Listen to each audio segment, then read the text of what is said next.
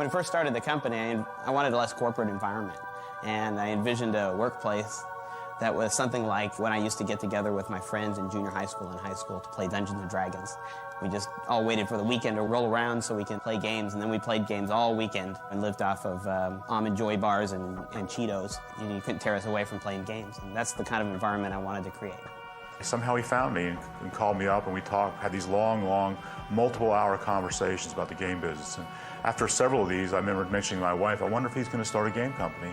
And sure enough, in late 1994, he said, I think I'm going to do this. I'm going to start a game development company. I had a consulting company, and one of our lead programmers, Angelo Loudon, and I were working on an accounting application. And we were pretty bored and had been working on that for months. And he had told me that he had always wanted to, write computer games, and I told him I always wanted to start a game company. And by the morning, we were banging out the code for a tank game, which never got produced, but that's how the company got started. Within a few months of starting, we had narrowed down what we were going to do, the game would be, and I think it was a strong idea, the idea of merging the best of real-time strategy with the best of turn-based strategy into kind of a hybrid. So I think we had a great idea at that time, and then it was just a question of finding the people and making it all come together.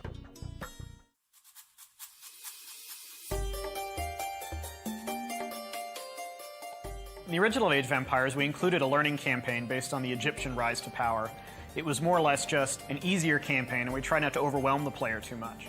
As we moved into Age of Kings, we realized we needed to really take a step back and actually teach players how to work the interface, how to move units around the screen, how to upgrade technologies, how to fight the enemy.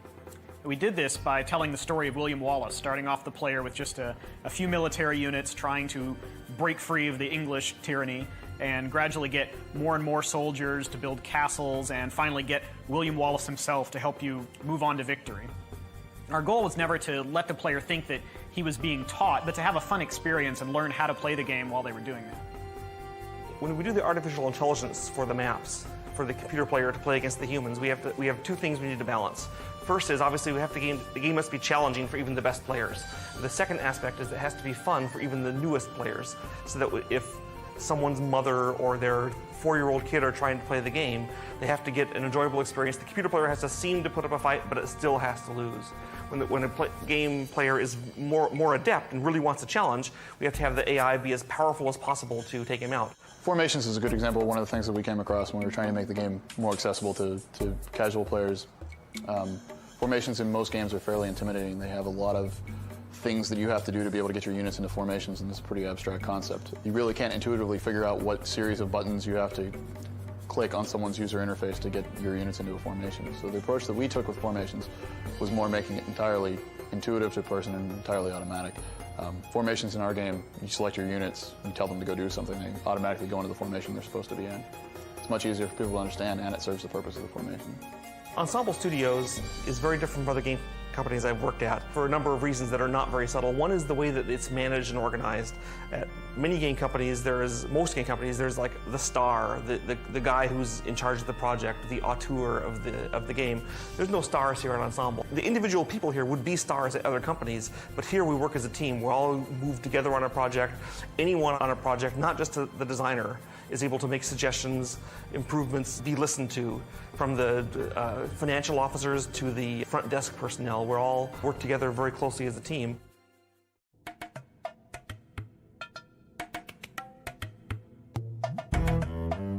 One of the things that people think of when they think about games is they think about the fun that goes into the game, getting the game in the box and out on the shelf for people to start playing. But in reality, it takes 2, 3, sometimes even 4 years to develop a game. It takes us about 24 months to actually put together a major release like Age of Empires 2.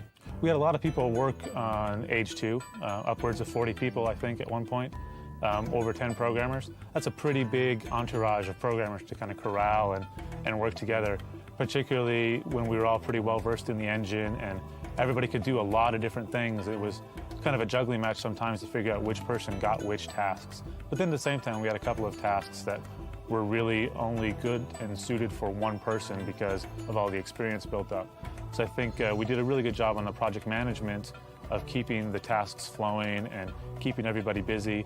And again, I think that all comes from the communication and cooperation and respect that we all share as Ensemble employees.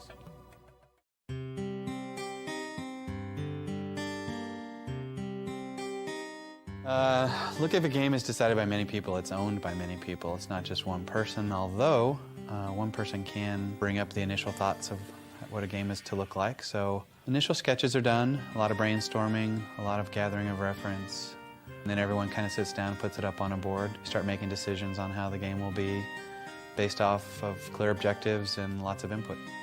The process that we take to get artwork in the game is first the idea goes to a sketch artist. Sketch artist creates a few drawings. It goes through a review process.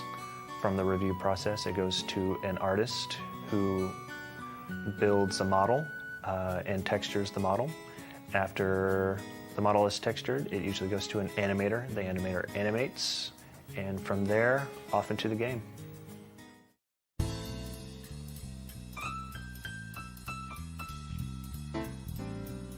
We try to make the music act as a mood setter more than a focal point in the game. We feel that it's secondary to the sound effects. The sound effects give you a lot of information as to what's going on, and we try to complement that rather than overpower it. Traditionally, we use a lot of synthesizers and samplers to achieve our sound, but more recently we've started involving a lot of acoustic type instruments, bringing in as much percussion as we can find. Whenever we're out at a store, doesn't matter if it's on an official trip or not, we find things, we bring them in. We might not even know how to use them, but that doesn't matter. As long as we can make interesting sounds with them, they serve a purpose. To me, the best compliment is when someone says that they put our game CD in their car to listen to the music. So while we try to keep it as a background thing, as more of a mood setter in the game, it's great that people feel like they can take it away and listen to it on its own.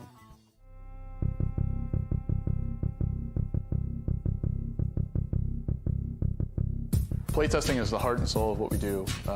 There's really no way that anyone can make a game in a vacuum, and at least our experience has been that the more iterations of the game that you can get out there, the better a game you're going to have as an end result.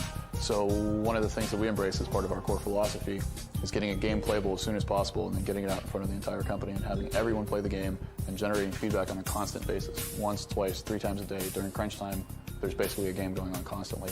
And we mirror this as we go out. And when you begin the game, you may have a small core of your team playing this game and getting that kind of feedback. When we get a little bit more involved in the process, then the entire company is playing the game. And when we're getting even closer to being complete, we have our beta test where we have thousands of people playing the game, giving us feedback, and just giving us basic ways to improve our game. It's really been the process that's worked for us, and I think it's one of the crucial things to creating a game that people are going to enjoy. I basically know a game is ready personally when the vast majority of the people in the company who are playtesting it, as well as the feedback from our outside playtesters, is very positive. I mean, I have to sort of use a groundswell of feedback that says, yes, you know, it feels right, people are having fun playing the game. I think the most exciting time of finishing a product is when you actually go out and see it on the shelves for the first time. You can pick up the box with your game in it and go to the cashier and say, yes, I'm going to buy my game here that I worked on. It's really pretty thrilling to know that you can touch that many different people's lives. It can be pretty humbling.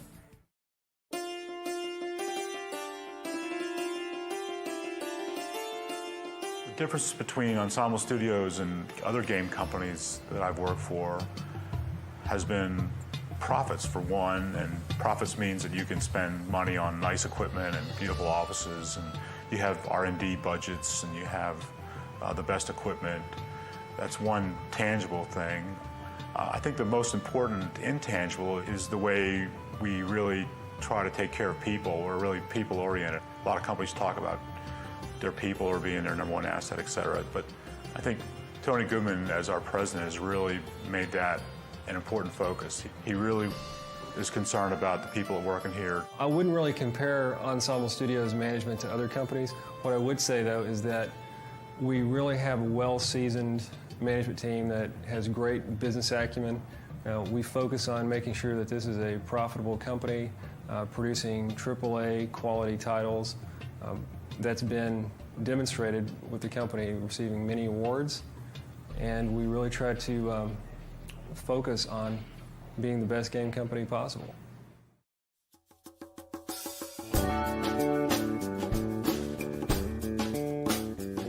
future for Ensemble Studios is an interesting question.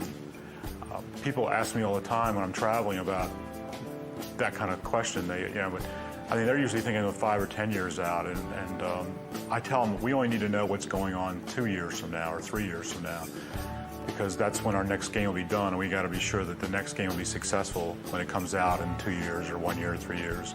So I generally don't think in a horizon larger than that. But I think we know how to make games. We've learned how to make really excellent games.